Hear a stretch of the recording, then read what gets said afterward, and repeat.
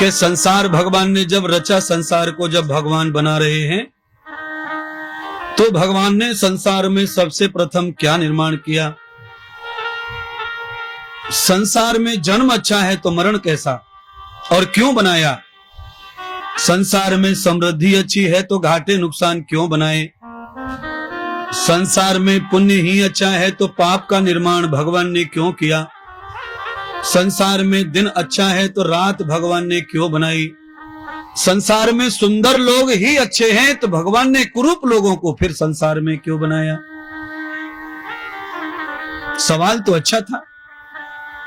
कभी कभी ऐसे सवाल हमारे तुम्हारे अंदर भी पैदा होते हैं भगवान के साथ में कहने के लिए, और हमसे तो दुनिया भर के लोग ऐसे सवाल पूछते हैं,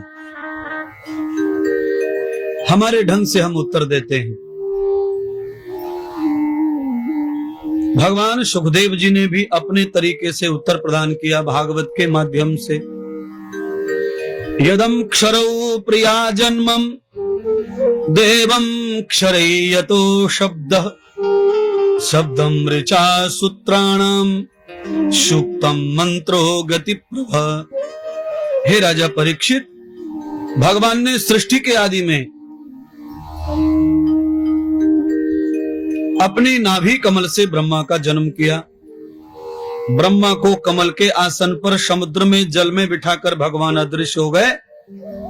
फिर भगवान ने अक्षर को जन्म दिया। अनेक अक्षर पैदा हो गए, अक्षर से अक्षर जुड़ गया तो शब्द का जन्म हो गया।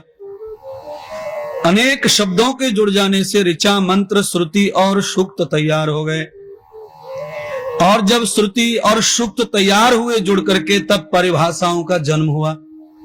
यदम भाषा मंत्रोणाम, पहले मंत्र प्रकट हुआ, फिर भाषा का जन्म हुआ, और फिर भाषा से ही भाषाओं का जन्म हुआ।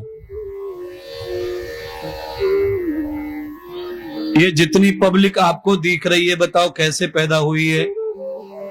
ये सब इंसान के घर्षण से पैदा हुई। इंसान इंसान के साथ में घसता है खुद को, और एक चिंगारी पैदा हो जाती है, एक नया शख्स पैदा हो जाता है। नर के साथ या तो मादा के रूप में पैदा होता रहता है। तो भगवान वही सिखा रहे हैं राजा परीक्षित को।